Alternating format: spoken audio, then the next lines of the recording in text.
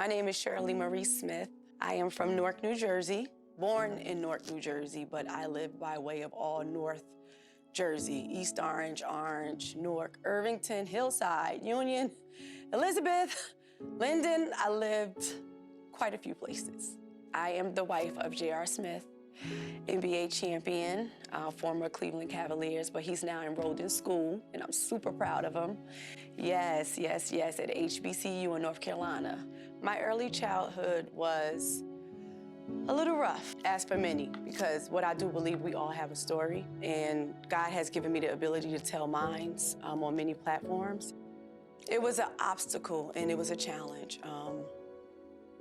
From me healing now, I realized that my core wound was created when I was just 8 years old, and I was forced to care for my younger brother, Bo.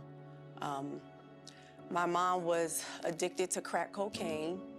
You know, she was an alcoholic. That kind of like runs in my family. Back then, it was like the thing, and it was tough. It left us alone.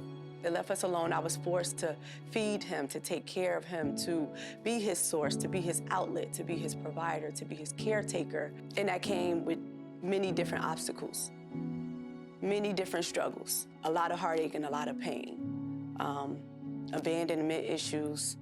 It was just rough. I had a lot of dark days, but thank God for my diary, Rosie. I was able to remember a lot through her. Many nights of hunger, pain, being lonely, abandonment, and just not understanding, just going off of instinct on how to take care of someone who I know needed me. I knew he needed me, but I just didn't understand or couldn't comprehend during that time what was going on or why mommy just didn't come home. So I was forced to fend for myself and for him as well, and it was just very hard. I did have family during this time, but we were distant. I later found out from my family, which is most recent, that during the time that I was going through that hardship of taking care of my younger brother when I was 8 years old, my family at the time did not know where I was. Some of them did, but the majority of them didn't because my mom ran from the family because she was embarrassed about her addiction. I had family back then, but I didn't because we weren't in the same lane in life, and my mom, she just ran with her addiction. It just had her all over the place. But I come from a huge family, strong women, and we're very close even now, but it was just a time. That was just a time that they didn't know what was going on. I was too young to communicate. We didn't have a house phone, you know, no cell phones or anything like that. So it was kind of like I really was in a world of my own with my younger brother. The secret got exposed of me taking care of my younger brother when I was 8. I seen my cousin Lynette when I was about 12 years old in Irvington Center, and I was with my father at the time. So we were in a store, and she looked at me. She knew who I was, but she barely recognized me because I didn't look like Shirley. I looked worn, I looked torn, I looked tired. I was dingy, I was dirty. And that's when the secret was exposed, because she was asking my father, where did I live? Who was I there with? What was going on with me?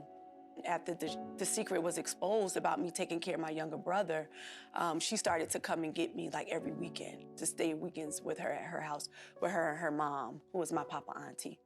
My father involved in my life, close to none. Not having a father around, or for that matter, a mother, it made me feel alone. I just couldn't understand why.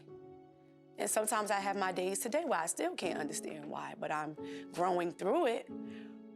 But being 8 years old and just, I wouldn't wish it on nobody. At the age of 12, trying to comprehend what's going on, I eventually did get removed from the home because my cousin Lynette, she was 21 when she got custody of me at 12.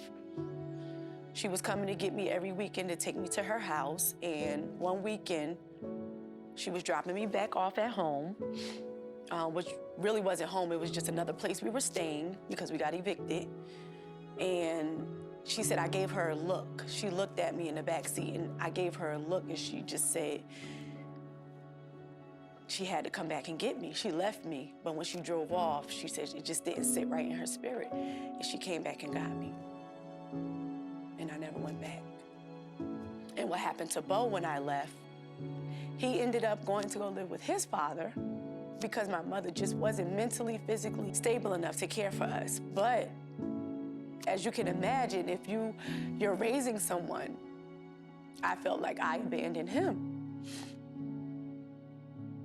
At just 12 years old, I felt like I abandoned my brother because I was taken away and he went with his father, but it was rough. So he went to go live with his dad. I have an older brother as well, but he was just out there like in the streets trying to fend for himself, trying to get himself together and just figure it out. Growing up with my cousin Lynette, life at her house with her mom, which is my aunt, my mother's sister, Papa Auntie, it was a sense of freedom. It was different. It was structure. You know, we had schedules. We had to get our clothes out at night, you know, make sure our clothes was out for the week. And we had chores. And I pretty much became the overseer of her younger daughter, Kimberly, who is my sister now, her and her sisters. But living with them, it gave me a sense of something that I didn't have. It was very refreshing. And I'm grateful for that experience, having that balance. To Lynette,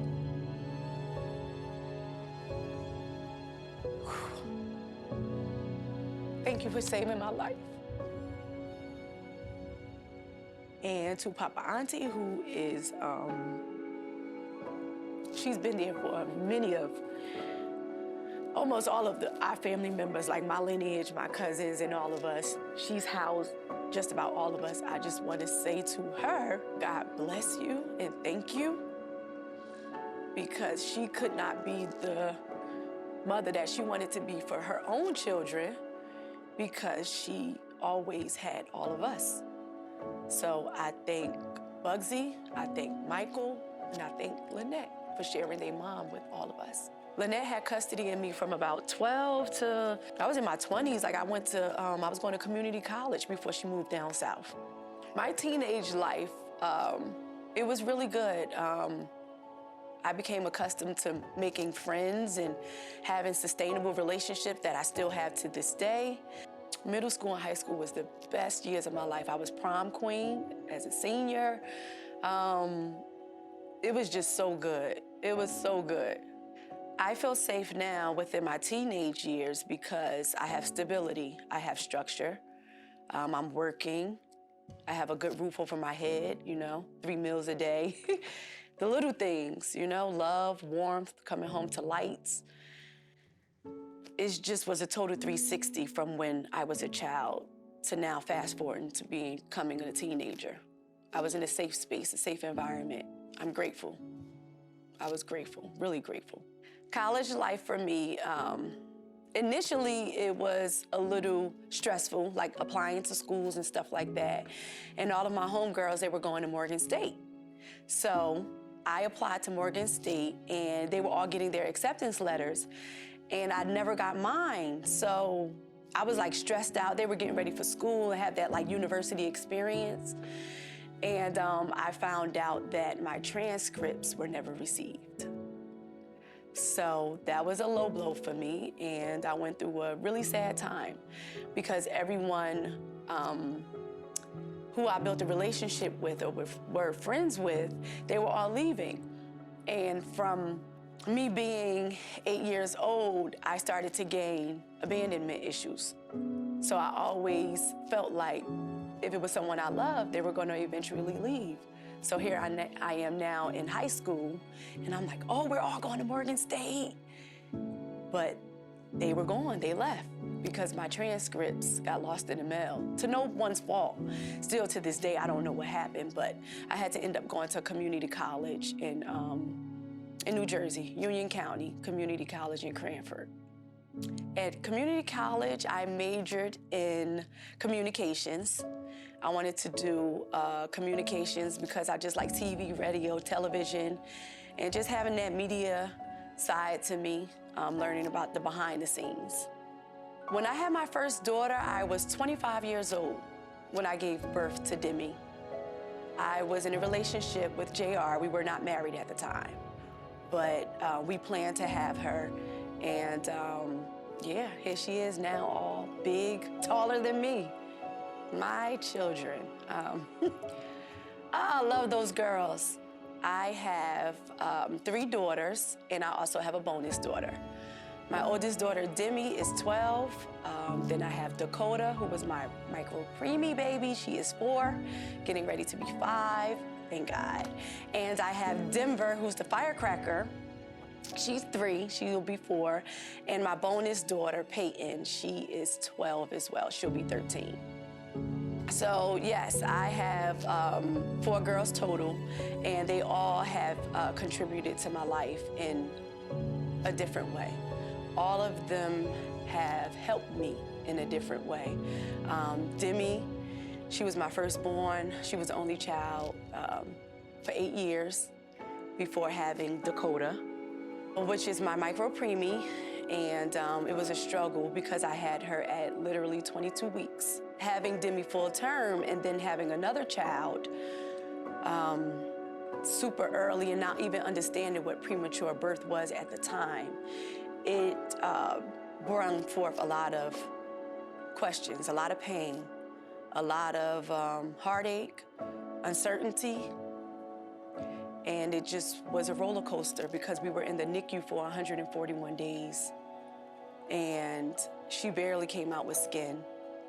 She wasn't supposed to have her eyes open when she was born, but she did. And I was told that she was not going to survive, but she did. I went through a lot of questions, and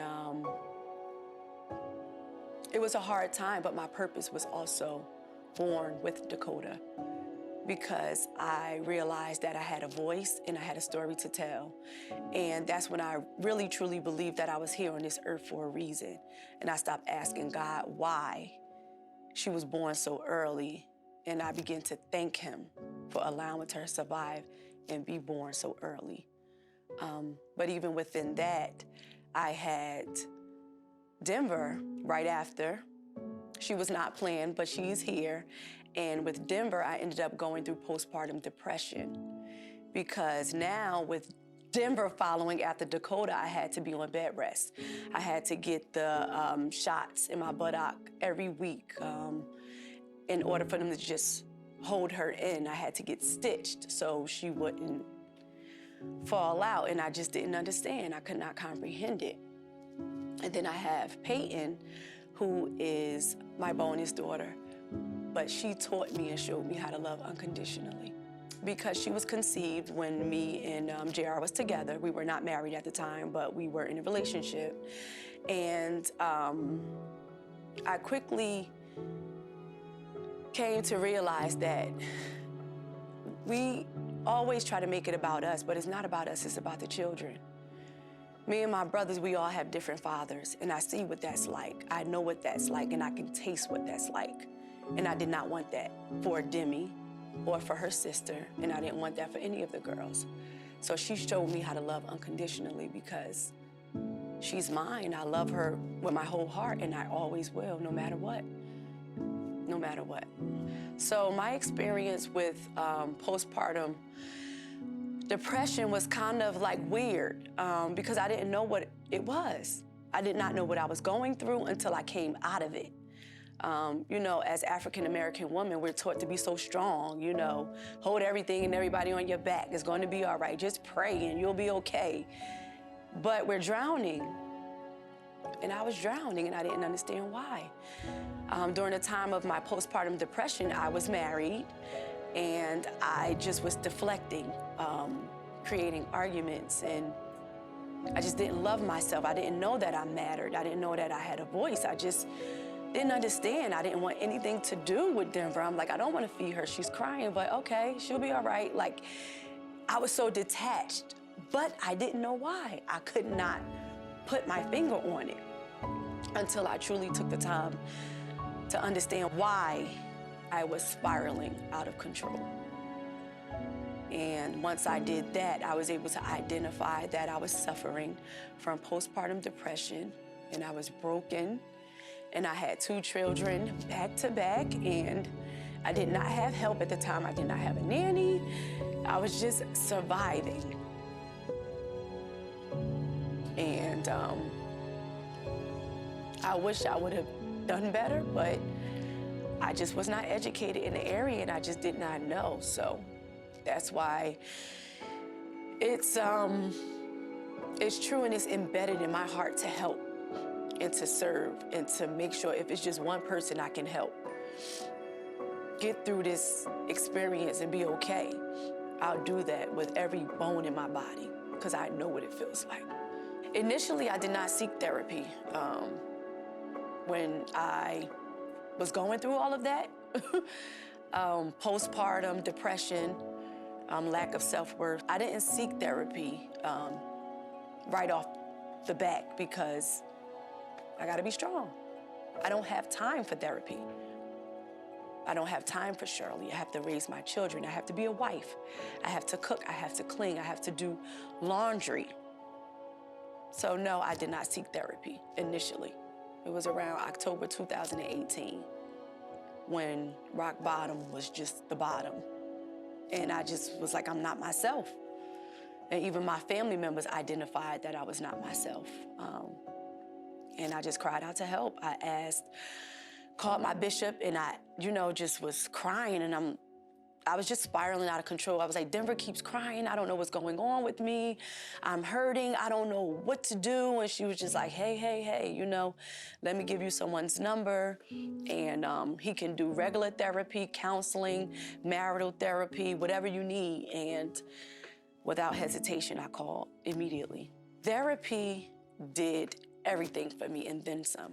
Not only did it change my life, but it changed my children's lives because through me healing, they were able to heal. Therapy has been quintessential in my growth. I'm still in therapy right now, and I will always be in therapy. I would absolutely encourage other mothers to seek therapy, fathers, marital couples, individual. Please seek therapy. Even so much so in my book, Mama Bear, I talk about how, people have like the GoFundMes now and stuff like that. I'm like, your self-care and your self-maintenance is so important. Create a GoFundMe for therapy because not everyone can afford it. Some insurance don't cover, but it's that important for you to raise money. You say, hey, you want to invest in me? Sponsor me to have a counseling session with a therapist. What postpartum depression looked like for myself, not wanting to get out of the bed, not wanting to shower or brush my teeth, not wanting to be seen or heard. I'm a very, very friendly person. I love to be around people. I'm a people's person. I did not want to be bothered, not even with my own children. Postpartum for me, I cried all the time with a painted face. I was crying on the inside with makeup on my face and no one even knew. I did not want to breastfeed. And Denver was the first child that I was able to produce milk for. I did not want to breastfeed. I didn't want to be bothered. I was deflecting a lot of my pain on other people, on other family members, on my husband. A lot of accusations during that time. It was just a very dark time. And for me, postpartum was something that I just could not put my finger on. That's when I knew it was something different. How long did my postpartum depression last? I don't remember. And that's just me being honest. I don't remember how long my postpartum depression lasts because what I do know is it starts, on the basis. And it can spiral, you have highs and lows, but I don't remember how long it lasts. I do remember when I snapped out of things, but I don't remember how long the postpartum lasts. I don't remember. Suffering from postpartum depression affected me as a mother in all areas because I'm a mother before anything. So I could not show up to be a mother because I was depressed and I was suffering from postpartum. I couldn't ask anyone for help or for them to guide me because I didn't know what I needed. I didn't know if my children needed a hug or extra love or, you know, if they were hungry because I was blindsided by the depression. So it affected myself and it affected my children, and we lost a lot of time. I was experiencing depression while Dakota was in a NICU for sure, because I never dealt with it. I never dealt with it until Dakota maybe was, 2.5, maybe almost 3. So I never dealt with the whole trauma and experience of being in a NICU for 141 days, then having Denver right after, and trying to create normalcy for Demi. What did it look like in the NICU for me? It looked new. It was a whole nother world.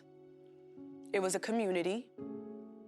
I am grateful to God that I had Dakota post the pandemic, post-COVID, because we were able to come together as mothers within the NICU and have support groups.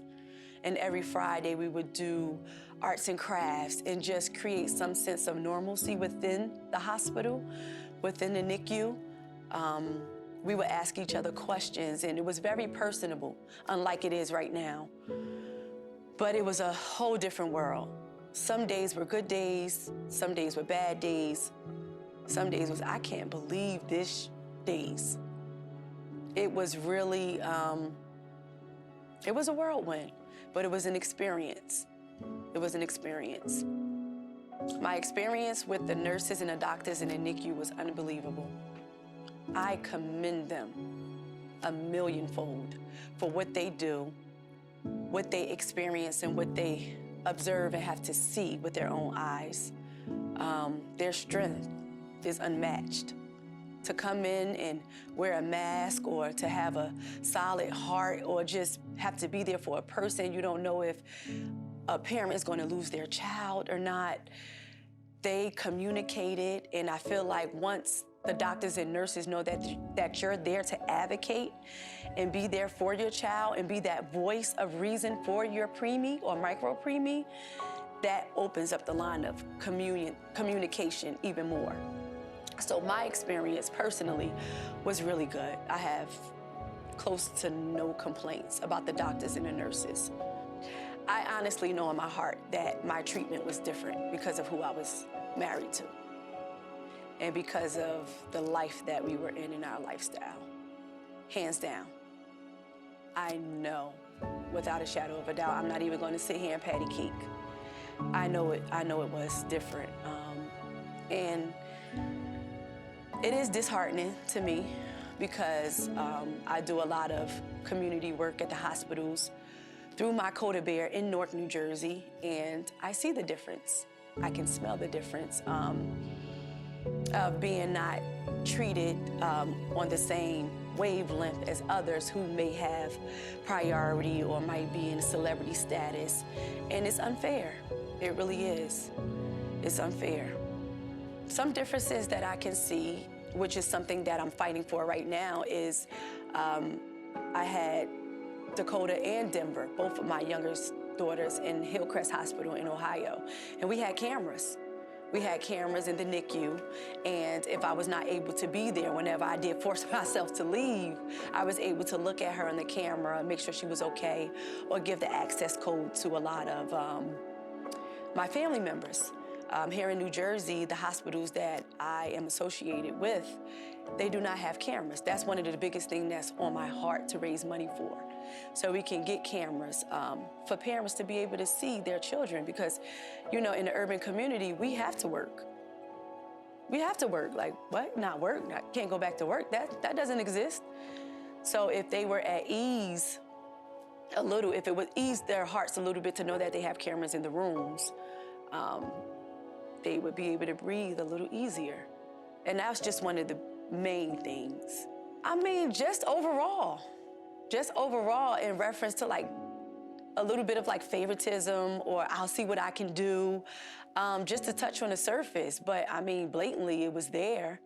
I thank God that myself and JR, we're humble, so we're not the type of people to take advantage, you know, but I do feel like if the situation happened, even right now, like with the pandemic and stuff, if I had Dakota now and, you know, with JR being a champion, I do feel like, hey, look, he just want to see her real quick. Or it's even in my book, Mama Bear, I'll give you the example.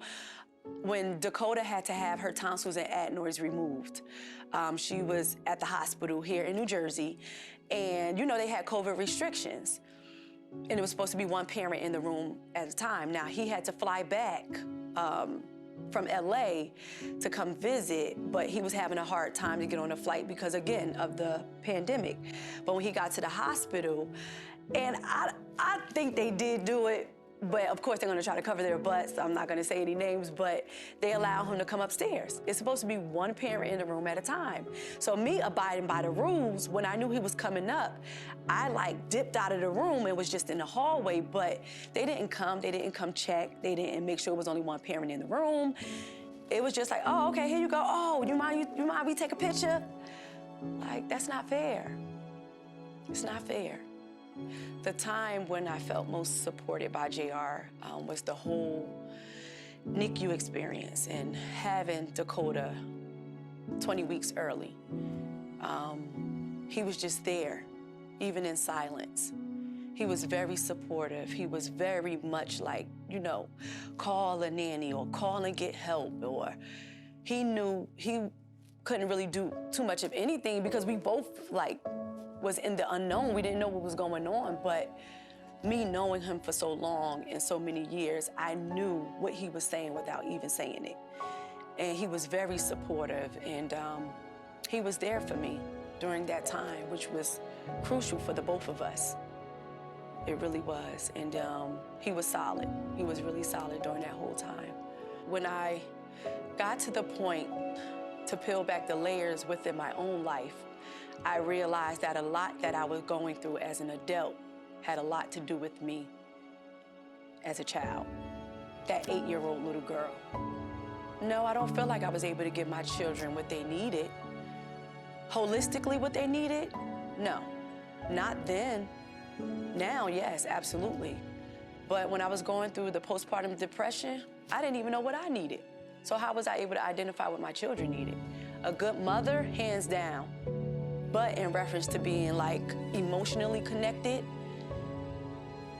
I was lacking in that area. To not lack in that area and realize that I needed help.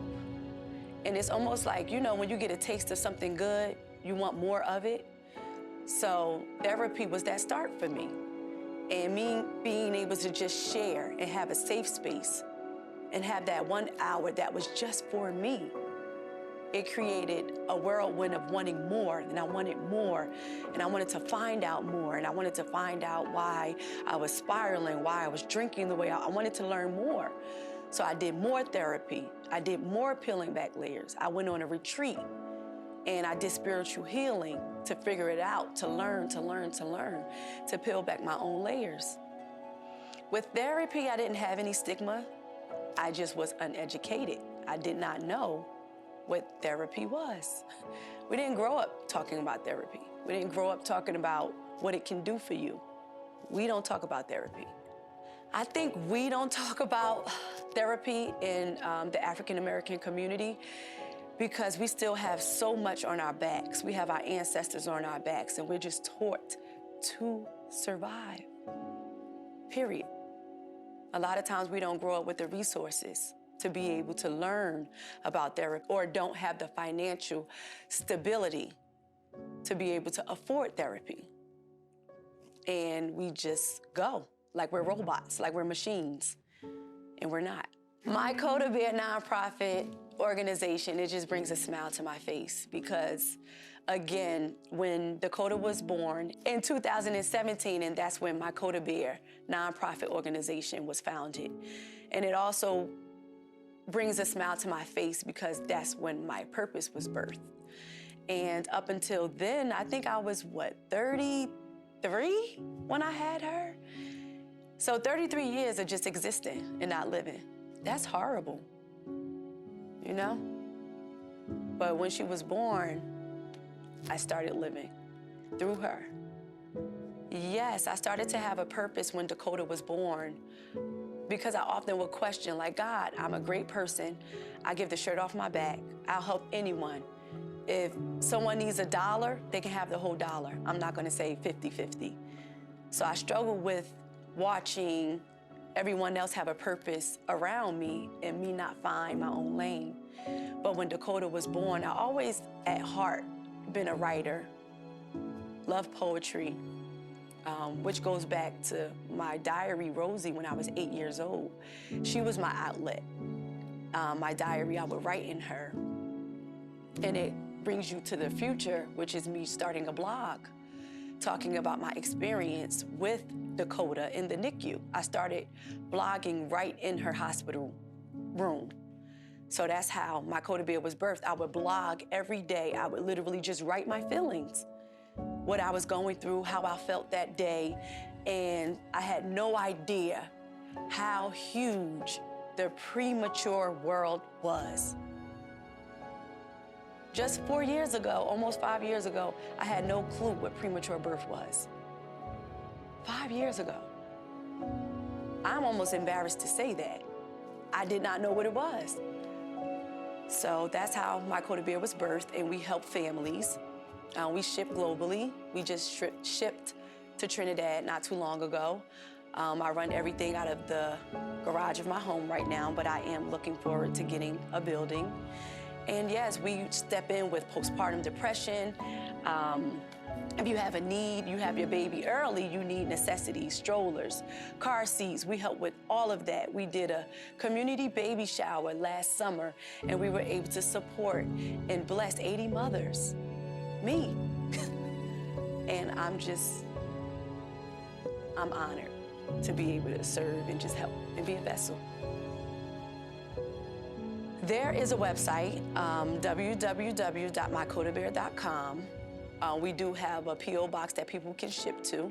Of course, we're also on social media, but I'm very personable. So if you DM me, I DM you back. If you say, hey, I need somebody to talk to, I will call your phone. I'm never too busy, and I feel like I'm not exempt. I was not exempt to go through what I went through just because I was married to an NBA champion. I'm regular, just like anybody else. So I treat people as such. I'm not too high on the horses, you know? We all need help. They can find me on social media at Jewel Smith on Facebook, on Instagram at Jewy808, as well as _ my Coda Bear, MYKOTABEAR. Mama Bear is what you see now. Yes. I am a mama bear to many, and I have accepted my past. I forgave my mother. I have done a lot of healing and self-help work. I fought very hard to get in this chair right now, and I'm extremely proud of myself. Mama Bear is a book where I talk about my journey as a younger child, African-American child, fighting for my life to save my life, and how it correlates to me trying to fight to save Dakota's life decades later. I am very transparent within the book. It's a memoir, so you learn about me, the ins, the outs, about my life, my personal story, and my journey. Most importantly, my journey to healing, and how you can start one way, but there's always light at the end of the tunnel. And I'm still working. I'm still a work in progress, but I'm grateful. HarperCollins picked me up and published the book. And I have a great team behind me, and it's available everywhere, Barnes & Noble. And it's a huge deal. I'm kind of mediocre on it because I'm just super humble. But for me to be able to put my story out there in the effort to uplift, encourage, and help others, that's priceless. Present day Shirley would say to 8-year-old Shirley, I love you. You matter. It's going to be okay, and hold on. Hold on, because you will be all right. There's more to your story than this. But most importantly, I would tell Shirley, my 8-year-old Shirley, that you matter, baby girl, and it's gonna be all right. My village today, what it looks like, is lit, okay? Wow. My village today is, and it's always been, to a certain degree, my village, but when you take the time to get yourself together, you put on a different pair of lenses. So I know my village was my village, but I can see my village now, and my village can see me. So that's, of course, without a shadow of a doubt, my children, because they give me strength every day aside from God. That gives me breath to wake up. But my village is my relationship with God. It's my children. It's my bishop. It's my spiritual sisters. It's my praying warriors. It's my church family. It's my family. It's my aunts. It's life. It's choosing to live. My village is love. My village is forgiveness. My village is just having a whole heart and just choosing to be something and to be better every day. Every day that time is on my side. That's my village. That's my village. My mother is deceased. And that's a bit hard. My mom passed before I even had my first child. So my mother has never met any of my children, which is still a stain. She's present in spirit. I do believe that she lives through my children, and I make it a priority that they know who she is. So they know who Grandma Bertina is. They know what she looks like. They know her name. They know her birthday. It's a big deal for them to still know who she is, even though she's not here physically. My mom passed at 44. So no, she's not here, and my father is not present either. I'll speak to him every so often, but no. My Heavenly Father, that's it. My life quote to live by every day, to keep me pushing, is, it is well with my soul, because there's always going to be something. Life will always happen. You have to get to a place where you allow things to just be well in your soul, because if not, you'll get too high on the highs or too low on the lows, and it is well with my soul. An invitation to healing. That's the mama bear side. That's now, is the invitation to healing. So whenever I do like a speaking engagement or a Q&A for the book or something, I want it to be a safe space for people to feel comfortable enough for it to be an invitation for them to heal. Because I do believe and know in my heart that we all, to some degree, past, current, future, we all need some type of healing. So I don't want to just talk, you know? I want us all to share. I want us all to heal. So that was placed in my spirit. So that's what I run with. The invitation to healing was birthed through Mama Bear, because what I've noticed is when I would do a speaking engagement or if I would do a book signing, when people read the book, they're reading it in a day or two. That's number one, because they said it's a page turner and they can't put it down, which it is. It really is. But when I have these discussions, because I don't like to just talk, I want to create a conversation. I want to discuss, let's share. It fell in my spirit that it's becoming an invitation to heal. So an invitation to heal is not in Mama Bear per se. It's when I'm in the room with different people, it becomes an invitation to healing through discussion. the Q&A, what we talk about, what we share, it allows people to heal. Some of the things I might discuss within an invitation to heal is marriage, self-healing. That's number one. Core wounds,